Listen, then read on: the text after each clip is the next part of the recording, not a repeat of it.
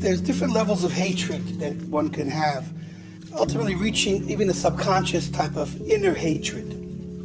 One could ask, what is it about people around the world that seem to always wind up on the side of anti-Semitism? If you flip a coin, you're going to get sometimes heads, sometimes tails. So how come when we flip, every generation gets flipped up and sees what side they land on? In every generation, the coin lands on the side of anti-Semitism. So what breeds anti-Semitism? What is anti-Semitism? Why are we, held to a different view, a different scrutiny, a different public opinion always? Why? So anti-Semitism starts with Amalek. Amalek knew God and rebelled against him. It takes a certain level of awareness to even be on the level of Amalek. So the answer is, when there's someone that's different and not you, so you will always look at them from a different perspective. If it's you, so you look at yourself with self-love, self-acceptance. You give yourself the benefit of the doubt. No one's perfect, but we live with ourselves. But as soon as we see the same flaw we have in us in someone else, all of a sudden that person's no good. That person's not reliable. He messed up. Why should I trust him? But we trust ourselves even though we messed up over and over again. So since the way Hashem made it, there is a distinction between the Jew. The Jew has been singled out and separated. Therefore, the entire world, in essence, always will look at us as different. Because we are different and we claim to be different. We follow a different way of life. We follow different ideology when we're connected.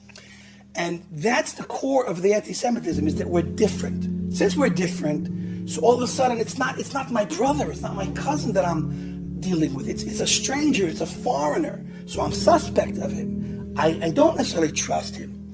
And that's where it all starts. But if we would be them, meaning if we would say, we're you, we're not someone else, so then we would get a softer treatment from the people around the world, the other nations. That's number one. That's still on a conscious type of level. Going deeper, really anti-Semitism begins on a spiritual level. Why? Because I think it could present a very, very powerful argument. Very powerful argument. If a child were to walk up to you and say, you're stupid, how upset would you be from a 5-year-old kid saying, you're stupid, you're stupid? You're going to say, this 5-year-old kid doesn't have really brains. He's not developed. What he's saying doesn't mean anything to me. I'm not affected by what a 5-year-old kid says because a 5-year-old doesn't have knowledge. That's what we started with. In order to be someone, in order to have a real effect on anyone or anything, you yourself have to be effective and have an inner power to affect. You have to have knowledge. You have to know who you are. You have to know what's going on. An empty-headed person that's walking around saying crazy things because he's insane, he doesn't bother people. An insane person comes and says things to you that are going to be upsetting. You're going to realize he's insane. He needs his medication, and you're going to go on with your life. So why do the nations of the world become so angry with us, so enraged over us? Is because in their souls, they know that there's some truth to what we're saying. Because if they would think that we're just a bunch of insane, brainwashed cult members, then they wouldn't care what we say. But because their soul understands what's really going on, and therefore they are affected by this narrative, and therefore they hate us. Why? Because even if on a conscious level they think we're crazy, they think our religion is nonsense, and they think that we believe an ocean split, that's nonsense, and they'll say, I don't care about you, you're nothing. You people are walking around in the dark ages.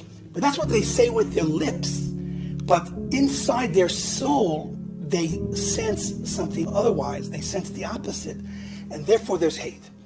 There's going to be hate between secular and religious Jew, and there's going to be hate between nations of the world and the Jewish nation, because ultimately our souls see the truth in heaven. What is faith and where does faith come from? Emunah.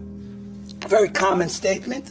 Where knowledge ends, faith begins. I don't have to believe that I'm looking at a book right now that I'm looking at. I don't have to believe that I have money in my pocket when I know I have money in my pocket. Belief only begins when you don't know something. Then you can either believe it or disbelieve it. Those are your two choices. So what's belief? Where does belief come from? Belief comes from the soul in heaven that sees the truth in heaven, that's knowledge of the soul. So what's the belief? Belief starts as soul knowledge that then trickles down level by level from the heavenly realms to this physical world, and that becomes within the human being's conscious mind, it becomes this type of very distant sound of belief. And the stronger your connection with body and soul, the stronger that belief can become. But even in the weakest person, there is a connection, there is that belief, whether it's far in the recesses of his subconscious or not, or closer to the conscious mind, there is that belief. So what is belief? Belief is what you know in heaven, what your soul knows above. Your mind will then have a chance to believe in this world. And so that's really the core of the anti-Semitism, is that because the nations of the world understand that we're not just a 5-year-old baby that doesn't have any brains, that's spewing nonsense. We're not some insane person in an insane asylum that needs his medication and therefore he's saying he's Mashiach, he's the Messiah, he's King David. Obviously we would laugh at that, and the nations would laugh at that. And so if there was no basis to what we were saying, the nations around us would just laugh at us, have pity on us. But instead, because they know inside the deep recesses of their soul, they know that what we're saying is true because it's from God. Not that we made it or chose it. God made it this way.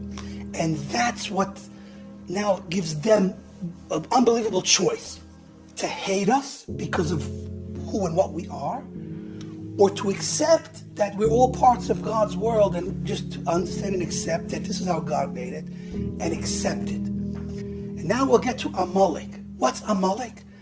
Amalek is someone that knew God and knew that God had a plan and saw and understood God's plan and said, I reject it.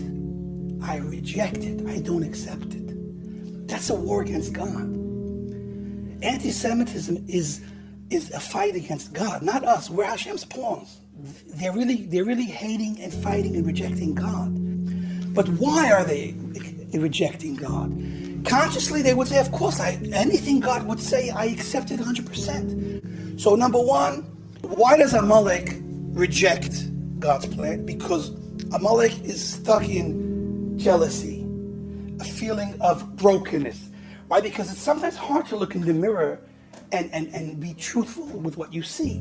And so if we see that we're not perfect, so we can get depressed, we can get dejected. And what do? We look around us and see people that we think are less imperfect, more perfect, have been given better portions from God. And instead of realizing the truth, we have a false perception of things, and we become jealous of what they have and of them and of their lives, and we reject our own lives. This is the mistake essentially of Amalek. Amalek was given a divine mission. God created everything with forethought. Everything's here for a reason. Even the flowers outside, even the rocks, the pebbles, the sand on the beach.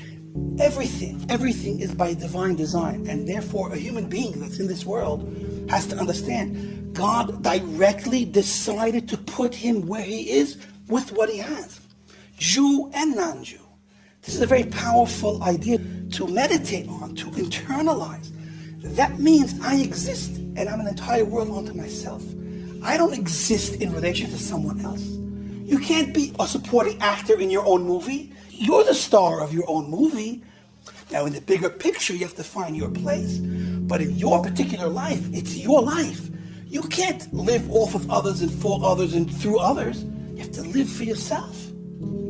And so that's part of the problem. Amalek is looking at the Jews, Israel, and what they were given, and then he feels rejected, he feels insignificant, he feels broken, jealous, and then full of rage and anger. And that's anti-Semitism. The solution to anti-Semitism is a double-edged sword. On one side, there's an anti-Semitism, and on the other side, there is the real purpose why God did all of this, for the Jews to be a light unto the nations. And when you're offering light to people that are in darkness, they're supposed to react and say, thank you, give me the light, you're so amazing. And that's why you find people out there that are connected with their souls properly, and they believe in God, that they love the Jews, they support the Jews, they're behind the Jews 100%. Unfortunately, it's a minority, but that's the flip side of this coin. One side is anti-Semitism, and it's all because of what we said, all of those character flaws. The flip side would be if people would do their own job to work on themselves and to look within themselves, to respect and understand that God has a plan for them. And my value doesn't detract from your value and cause, instead of acceptance, rejection. And they resent and they reject our godly role, and they reject God in his choosing us. Now they can get over that. That's their job. Their job is to get over that. What's our job? Our job is, as much as we can, to accept our role from God without the idea of being privileged. That's our job and our challenge. We have to be humble. We have to be sincere and sweet. And in a time of peace, which we not long ago we felt there was a time of peace, we can, in fact, be a light unto the nations. The Lubavitch Rebbe, I believe, says very straightforward. He says, when we're being chased with guns and knives, of course we have no responsibility to be a light unto the nations.